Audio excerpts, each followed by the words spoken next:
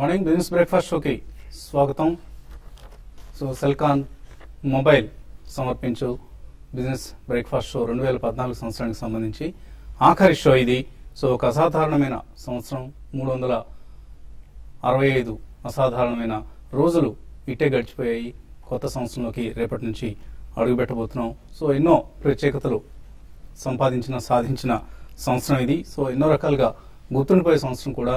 ఒక కొత్త ప్రభుత్వాన్ని, కొత్త అధినేతను మనం ఎన్నుకున్నాం దేశ ప్రజలందరం. అలాగే స్టాక్ మార్కెట్స్ పరంగా ఎన్నో ఆశలతో మోడీ ప్రభుత్వం మీద ఎన్నో ఆశలు పెట్టుకొని ఈ సంవత్సరాన్ని ప్రారంభించి ఆల్మోస్ట్ సెన్సెక్స్ నిఫ్టీల పరంగా చూస్తే మనకు 30% రిటర్న్స్ ఇచ్చిన సంవత్సరం ఇది. అండ్ కొన్ని సెక్టర్స్ అయితే ఇంకా చాలా అవుట్ పర్ఫార్మ్ చేశాయి. Consumer durables, banking, automobiles, consumer goods, అలాగే హెల్త్ కేర్, పవర్, ఇటువంటివన్నీ కూడా. ఈవెన్ పవర్ లాంటి ఒక లగార్డ్ సెక్టర్ కూడా పార్టిసిపేట్ చేసిన సంవత్సరం ఇది. సో చాలా ఆశలు రేకెత్తించిన సంవత్సరం. కొంతవరకు పురోగతిని, ప్రగతిని కూడా మనం సాధించాం. గ్లోబల్ వరీస్ ఎన్ని ఉన్నా కూడా ఎప్పటికప్పుడు రకరకాల ప్రపంచవ్యాప్తంగా ఒక్కొక్క ఖండం నుంచి ఒక్కొక్క రకమైన నెగిటివ్ న్యూస్ వస్తున్నప్పటికీ కూడా Indian economy, Indian stock markets ప్రగతిని, పురోగతిని సాధించిన సంవత్సరం 2014. సో ఒక మెమరబుల్ సంవత్సరం. ఇంకా ఎన్నో హైస్ మనం అంటున్నాం. బీఎస్సీ సెన్సెక్స్ 27,403 దగ్గర ప్రస్తుతం మనకు కనిపిస్తున్నప్పటికీ కూడా ఒక ఆల్ టైమ్ హైని మనం టచ్ చేసిన సంవత్సరం ఇది. అలాగే నిఫ్టీ కూడా 8,600 మార్కును దాటి చరిత్ర సృష్టించిన సంవత్సరం కూడా. సో ఆఖరికి సమీపించాం. ఇవాళ ఏషియన్ మార్కెట్స్ ట్రెండ్ ఒకసారి గమనిస్తే ఏషియన్ మార్కెట్స్ లో చాలా మార్కెట్స్ సెలవు తీసుకుంటున్నాయి. Philippines, Indonesia, south Korea, Taiwan, ఇలా చాలా మార్కెట్స్ లో హాలిడే సీజన్ ఇది. మిగతా మార్కెట్స్ పనిచేస్తున్నాయి. షాంఘై ఆఫ్ కోర్స్ పాజిటివ్ గా ట్రేడ్ అవుతుంది. అక్కడ పారిశ్రామిక ఉత్పత్తి డేటా రాబోతోంది. మేబీ ఆ డేటా వచ్చిన తర్వాత కానీ మార్కెట్స్ ఎలా బిహేవ్ చేస్తాయని తెలియదు. అలాగే నికీ స్వల్ప నష్టంతో ట్రేడ్ అవుతుంది, 1.5% నష్టంతో. అండ్ మన మార్కెట్స్ 4 రోజులుగా దిశారహితంగా ట్రేడ్ అవుతున్నాయి, కన్సాలిడేట్ అవుతున్నాయి. రేంజ్ బౌండ్ ట్రేడింగ్ కొనసాగుతోంది. ఎఫ్ఐ పార్టిసిపేషన్ చాలా మందగించింది. అలాగే ఇతర ఇన్వెస్టర్స్ కూడా కొద్దిగా ఇయర్ ఎండ్ కన్సర్న్స్ తో మార్కెట్స్ కు దూరంగా ఉంటున్నారు. అదర్వైజ్ 67% ర్యాలీ ఈ సంవత్సరంలో మనం చూసిన. బ్యాంక్ నిఫ్టీ నిన్న కూడా స్ట్రాంగ్ గా ఉంది. అందుకని నిన్న మధ్యాహ్నం మన అనలిస్ట్ షార్ట్ సేల్ చేయమన్నా కూడా నేను కొద్దిగా వార్న్ చేసింది. Don't go shorts in bank Nifty. So చాలా స్ట్రాంగ్ గా ఉన్న నిఫ్టీ సెక్టర్ ఏంటి అంటే ప్రస్తుతానికి బ్యాంకింగ్ సెక్టర్.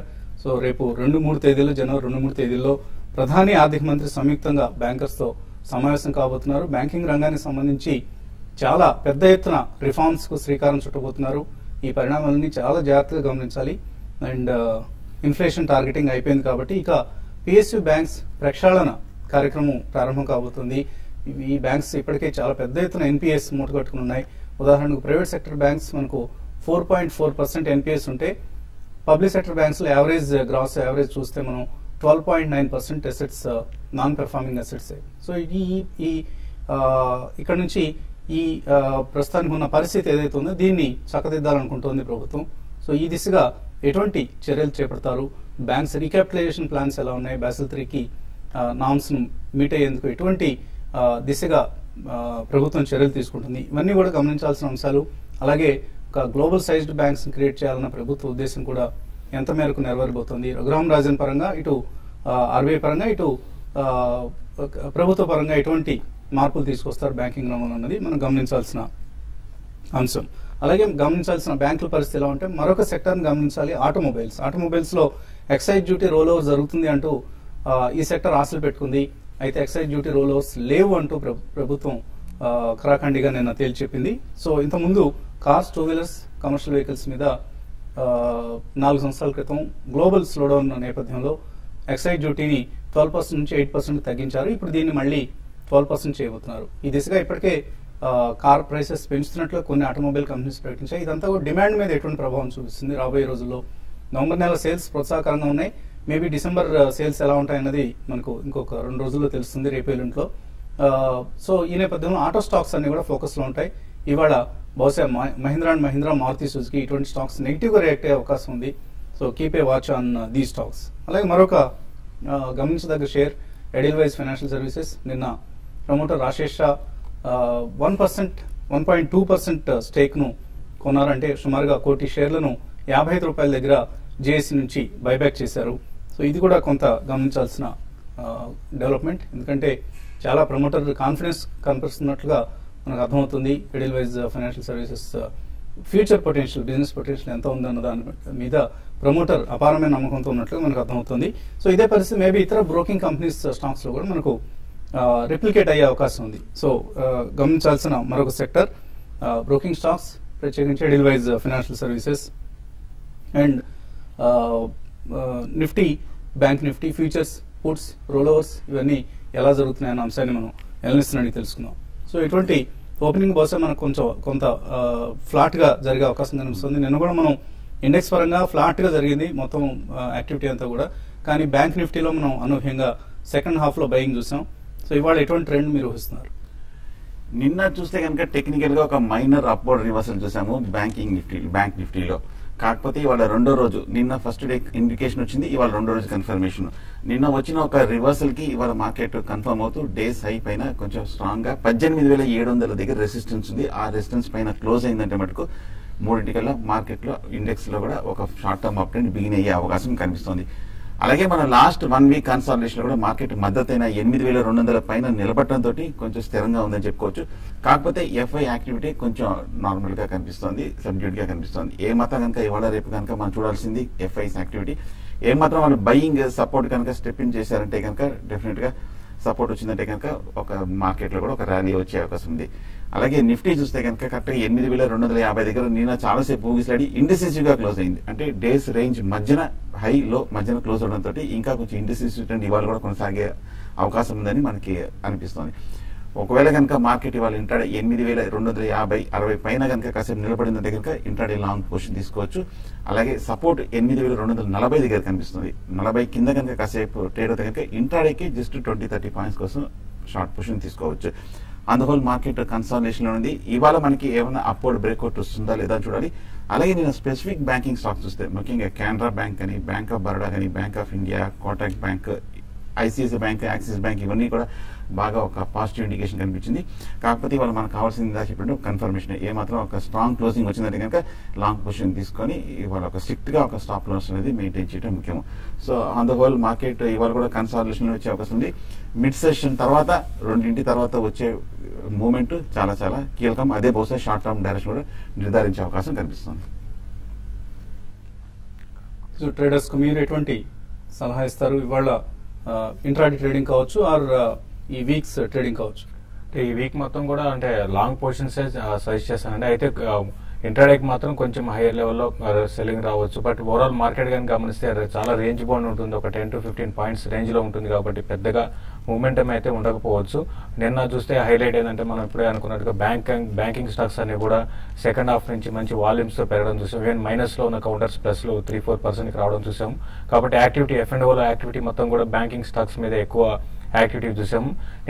నిన్న ఇన్ని రోజులు లాస్ట్ ఒక 1 వీక్ గా పిఎస్యూ బ్యాంక్స్ అయితే నేను ప్రైవేట్ బ్యాంక్స్ కూడా పార్టిసిపేషన్ చాలా హ్యూజ్ పార్టిసిపేషన్ చూసాము. ఎస్ బ్యాంక్ ఒకటి చాలా స్ట్రాంగ్ బ్రేక్అవుట్ రావడం చూసాం. కాబట్టి ఎస్ బ్యాంక్ లో లాంగ్ పొజిషన్ తీసుకొని పొజిషన్ ట్రేడర్స్ అరౌండ్ 820 and 840 దాకా పెరగచ్చు. ఈ విధంగా స్టాక్ స్పెసిఫిక్ యాక్షన్ ఉంటుంది. బట్ ఓవరాల్ ట్రెండ్ పరంగా చెప్పాలంటే ఫ్లాట్ గానే ఉంటుంది. కమాడిటీస్ కూడా ఈ రోజు కొంత పాజిటివ్ గా రియాక్ట్ కావడానికి అవకాశం ఉంటుంది. హిండాల్కో ఒకటి ఇంట్రాడేకి లాంగ్ పొజిషన్ తీసుకోవచ్చు. అదేవిధంగా పిఎన్బి ఒకటి నేను కొంచెం వీక్ గా ఉంది. బట్ ఈ రోజు ఇంట్రాడే కోసం ఒక 2 to 3 రూపీస్ స్టాప్ లాస్ పెట్టుకొని లాంగ్ పొజిషన్ తీసుకోమంటాను. ఓవరాల్ ట్రెండ్ పరంగా చెప్పాలంటే ఫ్లాట్ గా క్లోజ్ అయ్యే అవకాశం ఎక్కువ ఉందండి. సో 5 IPOs 2014లో మార్కెట్ లో ప్రవేశించాయి. Sharda Cropchem, Monte Carlo fashions, Snowman logistics, Wonderla holidays, Shemaroo entertainment. వీటిలో మాంటే కార్లో చాలా భారీ నష్టాన్ని మిగిల్చింది. అందరూ చాలా గంపెడ ఆశలతో పెట్టుకుని ఈ ఐపీఓకి అప్లై చేస్తే లిస్టింగ్ ప్రైస్ మాత్రం చాలా చాలా డిసప్పాయింట్ చేసింది. అండ్ మేబీ త్వరలో ప్రస్తుతం 510 రూపాయల దగ్గర ట్రేడ్ అవుతుంది. 645 రూపాయల ఇష్యూ ప్రైస్ అయితే మాంటే కార్లో ఫ్యాషన్స్. మిగిలిన ఐపీఓస్ అన్ని కూడా లాభాన్ని ఇచ్చాయి. స్నోమెన్ లాజిస్టిక్స్, అలాగే Wonderland holidays, Sharda Cropchem, even Shemaroo entertainment కూడా స్లైట్లీ ప్రాఫిట్స్ లోనే కనిపిస్తుంది ఇష్యూ ప్రైస్ కంటే. సో ఈ నేపథ్యంలో 2015లో మంచి ఐపీఓలు రావాలని, ఇన్వెస్టర్స్ కు లాభాలు పంచాలని కోరుకుందాం. ఇన్వెస్టర్స్ నుంచి కాల్స్ అలాగే మెయిల్స్ తీసుకోబోయే ముందు కాసేపు ప్రకటనలు చేయండి.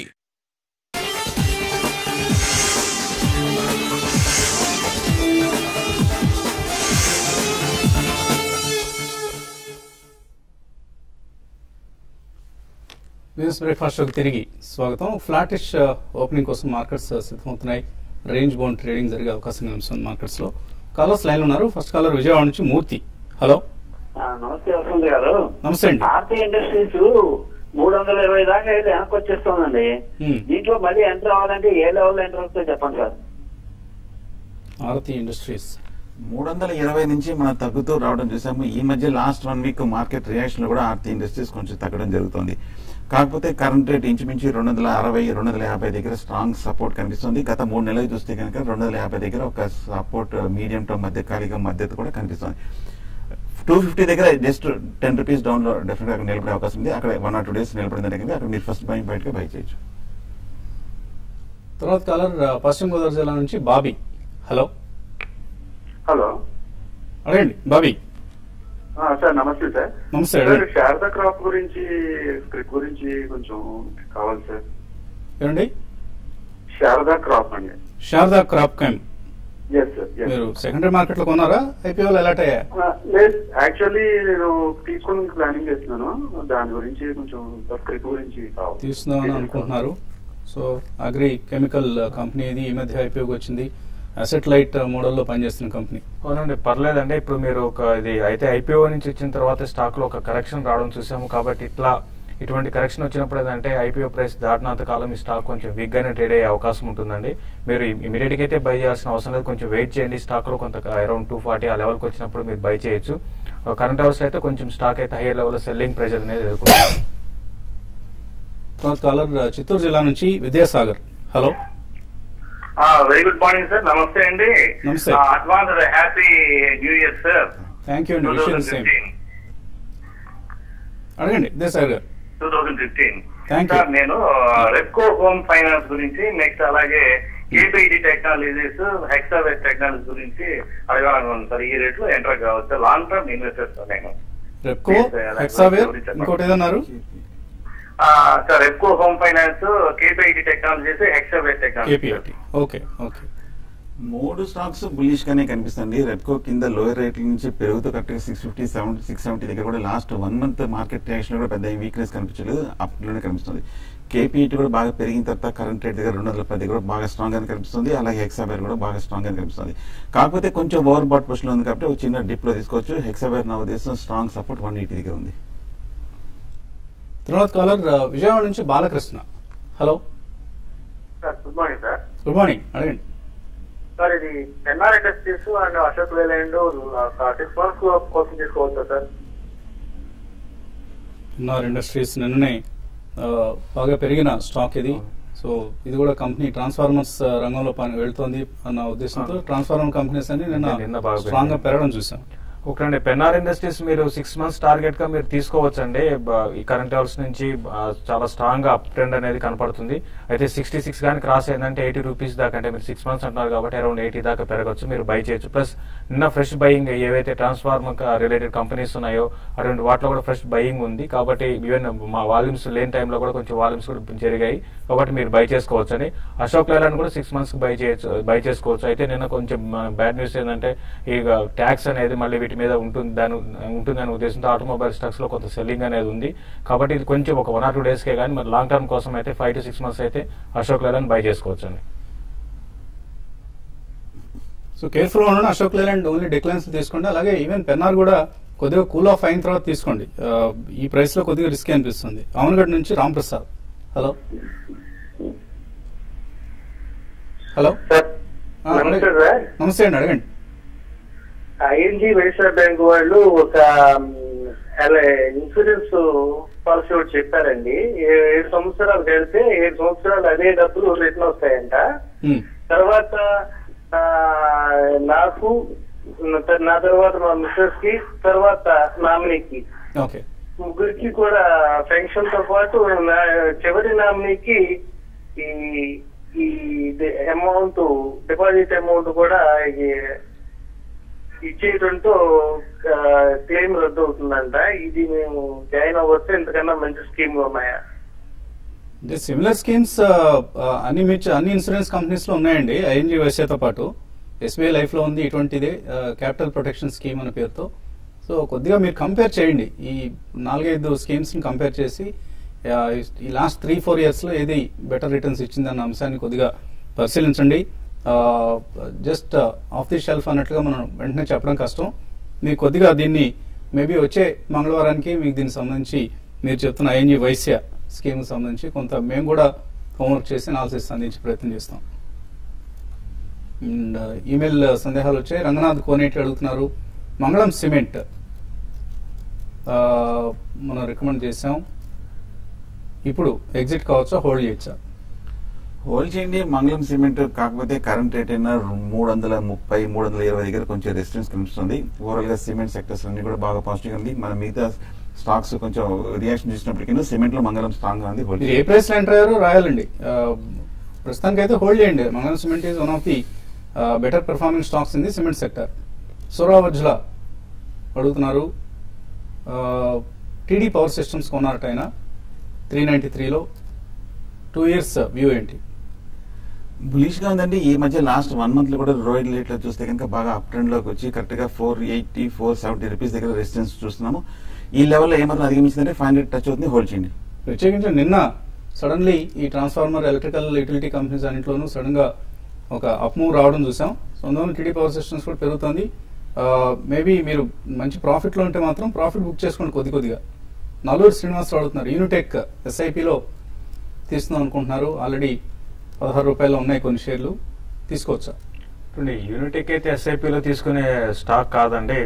కంపెనీ అయితే చాలా వీక్ గా ట్రేడ్ అవుతుంది ఈవెన్ ఈ బుల్ మార్కెట్ కూడా. కాబట్టి మీరు ట్రేడింగ్ పరంగా తీసుకోండి, కానీ ఎస్ఐపికి అయితే అవాయిడ్ చేయండి. ట్రేడింగ్ షేర్ ఇది యూనిటెక్ ఎస్ఐపి చేసుకునేంత వాల్యూ షేర్ అయితే కాదు, వాల్యూ బై అయితే కాదు. డెక్కన్ గోల్డ్ మైన్స్ లాంగ్ టర్మ్ కోసం తీస్తాం అనుకుంటున్నారు. కరెంట్ మార్కెట్ ప్రైస్ కంటే తక్కువ ఇష్యూలో, తక్కువ ధర దగ్గర రైట్స్ ఇష్యూ వస్తుంది. ఇదంతా కూడా డెక్కన్ గోల్డ్ మైన్స్ అనేది ఇంకా ప్రూవెన్ క్రెడెన్షియల్స్ ఉన్న కంపెనీ కాదండి. ఇంకా ఫైనాన్షియల్స్ ఏవి ఆ కంపెనీకి ఎస్టాబ్లిష్ కాలేదు. గోల్డ్ మైన్స్ ఏవో 4-5 చోట్ల కాంట్రాక్ట్ పద్ధతిలో ఈ కంపెనీ నిర్వహిస్తుంది, కానీ ఫైనాన్షియల్స్ ఏవి ఎస్టాబ్లిష్ కాలేదు. మీరు కేవలం రైట్స్ ఇష్యూ కోసం దృష్టిలో పెట్టుకుని అయితే తీసుకోవద్దండి, అవాయిడ్ చేయండి డెక్కన్ గోల్డ్ మైన్స్ ని. ఎవరైనా ఒకవేళ రైట్స్ ఇష్యూని మీకు ఆఫర్ చేస్తే ₹2-3 ప్రీమియంకి అక్కడ తీసుకోండి, కానీ డోంట్ బై ఈ షేర్స్ అండి. అలాగే నారాయణ రెడ్డి ఆయన గ్రీటింగ్స్ తెలియజేస్తున్నారు, థ్యాంక్ యూ అండి. అరవింద్ రెమెడీస్ గురించి అడుగుతున్నారు, నరసింహమూర్తి 1 to 2 years కోసం ఎంటర్ కావచ్చా? అరవింద్ రెమెడీస్ బాగా వీక్ గా ఉన్న స్టాక్ అండి. మన హై రేట్ లో చూస్తున్నాము, కరెక్ట్ గా 65 రూపాయల నుంచి తగ్గుతూ కరెక్ట్ గా 30 రూపాయల కింద కూడా రావడం జరిగింది, అవాయిడ్ చేయడం మంచిది. శ్రీధర్ అడుగుతున్నారు, జేకే టైర్స్ 124 రూపాయల్లో హోల్డ్ చేస్తున్నారు, 3000 షేర్స్, 2 months కోసం హోల్డ్ చేయొచ్చా? 2 months కోసం అయితే మీరు అంటే ఇమీడియట్ గా ట్రెండ్ అయితే ఇక్కడ ఆగొచ్చు అండి. కాబట్టి మీరు కొంచెం ర్యాలీస్ వస్తే మీరు బెటర్ ఏంటంటే ఎగ్జిట్ కమని చెప్తాను. 2 months వ్యూ అయితే, లాంగ్ టర్మ్ అయితే హోల్డ్ చేయండి, 140 దాకా రావచ్చు అండి. Mangalore chemicals intraday short term కోసం కొనొచ్చా? అమర్ అడుగుతున్నారు. అవాయిడ్ చేయడం మంచిదండి. మ్యాంగ్లూర్ కెమికల్స్ కొంచెం సైడ్ వేస్ లో కనిపిస్తుంది. కరెంట్ రేట్ అయినా ఒక 310-315 మధ్యన రేంజ్ లో ఉండే అవకాశం ఉంది. సో ఇది జువారీ గ్రూప్ కి రెండో గ్రూప్ కి మధ్యలో నడుస్తున్న ఒక వ్యవహారం అనేది మ్యాంగ్లూర్ కెమికల్స్. ఇవాళ కూడా మనం చూసాం న్యూస్, 10% ఆఫర్, ప్రైస్ పెంచలేదు కానీ ఆఫర్ క్వాంటమ్ పెంచడం జరిగింది. ఇంతకుముందు 26% ఎక్వైర్ చేద్దాం అనుకున్న జువారీ గ్రూప్ ఇప్పుడు 36% చేస్తా అంటూ ముందుకు వస్తుంది. సో కొద్దిగా మీరు వాచ్ చేస్తూ ఉండండి. షార్ట్ టర్మ్ కోసం అయితే మేబీ చిన్న ట్రేడింగ్ అవకాశం కనిపిస్తుంది ఇందులో. స్నోమెన్ లాజిస్టిక్స్ 117లో కొన్నారు మనోహర్ రెడ్డి, 2 సంవత్సరాల కోసం యావరేజ్ చేసుకోవచ్చు. ఇక్కడ యావరేజ్ అయితే చేయకండి, ఇంకా ఈ స్టాక్ లో కొంచెం కరెక్షన్ రావచ్చు. యావరేజ్ అయితే చేయకండి, ఇంకా డీప్ కరెక్షన్ వచ్చినప్పుడు యావరేజ్ చేసుకున్నాను. డిజిటల్ మార్క్ అన్న పేరుతో పంపించారు, పొలారిస్ కొన్నారు 200 రూపాయలు, హోల్డర్ ఎగ్జిట్. హోల్డ్ చేయండి. పోలారిస్ ప్రస్తుతం టెక్నికల్ గా కొంచెం బాగా వీక్ గా ఉన్నప్పటికీ మాక్సిమం ఒక కరెక్షన్ అయినట్టు కనిపిస్తుంది, లో దగ్గర హోల్డ్ చేయండి. భానుమూర్తి స్నోమెన్ లాజిస్టిక్స్ 108లో, ముంజల్ షోవా 210లో హోల్డ్ చేస్తున్నారు, 1 year కోసం హోల్డ్ చేయొచ్చా? ముంజల్ షోవాకు చూస్తే కనుక ఈ మధ్య ఆటో ఇన్సూరెన్స్ అన్ని స్టాక్స్ తో కూడా తగ్గడం చూసాము. మనం 240 రూపీస్ నుంచి 180 వరకు తగ్గడం జరిగింది. మేజర్ సపోర్ట్ ఇది, హోల్డ్ చేయండి. అలాగే ఇందాక చెప్పినట్టు రెండో స్టాక్ కూడా హోల్డ్ చేయండి. స్నోమెన్ లాజిస్టిక్స్, స్నోమెన్ కూడా. సురేంద్ర బాబు పిఎన్బి పంజాబ్ నేషనల్ బ్యాంక్ తీసుకోవచ్చా ఇక్కడ షార్ట్ టర్మ్ కోసం? షార్ట్ టర్మ్ కి తీసుకోవచ్చండి, మంచి అప్ ట్రెండ్ లో ఉంది, డెఫినెట్ గా బై చేయొచ్చండి. అలాగే కోయన్ శ్రీనివాస్ అడుగుతున్నారు, PFC power finance corporation IDBI bank తీసుకోవచ్చా ఇక్కడ? ఐడిబిఐ బ్యాంక్ అయితే వద్దండి, పిఎఫ్సి అయితే మీరు బై చేయొచ్చండి. అంటే బ్యాంకింగ్ లో ఐడిబిఐ కన్నా వేరే బ్యాంక్ బై చేసుకోవచ్చు. ఏ బ్యాంక్ సజెస్ట్ చేస్తారు? ఇప్పుడు సిండికేట్ బ్యాంక్ అయితే చాలా స్ట్రాంగ్ ఉందండి, దాన్ని బై చేయమంటారు. అలాగే స్టార్ట్అప్ హీరోస్, మీరే స్టార్ట్అప్ హీరో కావచ్చు, మీకు మీ దగ్గర మంచి బిజినెస్ ఐడియా ఉండి ప్రోటోటైప్ ను కూడా ఇప్పటికే సిద్ధం చేసి, అంటే కొంత ప్రోగ్రెస్ సాధించి ఉంటే, ప్రోటోటైప్ అంటే పూర్తిగా ప్రాజెక్ట్ మొత్తాన్ని అమలు చేసి ఉండాలని కాదు, కొద్దిగా ఒక చిన్న మోడల్ అయినా ఒక చిన్న ప్రోగ్రెస్ సాధించి ఉంటే తప్పనిసరిగా అప్లై చేయండి. పూర్తి వివరాల కోసం ఇక్కడ డిస్ప్లే చేస్తున్న వెబ్సైట్ ను సందర్శిస్తే మీకు అవసరమైన సమాచారం మొత్తం ఉంటుంది. తప్పనిసరిగా అప్లై చేయండి. జనవరి 17 జరిగే ఈవెంట్ లో మీరే విజేత కావచ్చు. ఇది ఇవాల్టి Celkon mobile business breakfast show. మధ్యాహ్నం 1:30 స్మార్ట్ న్యూస్ లో మళ్ళీ కలుద్దాం.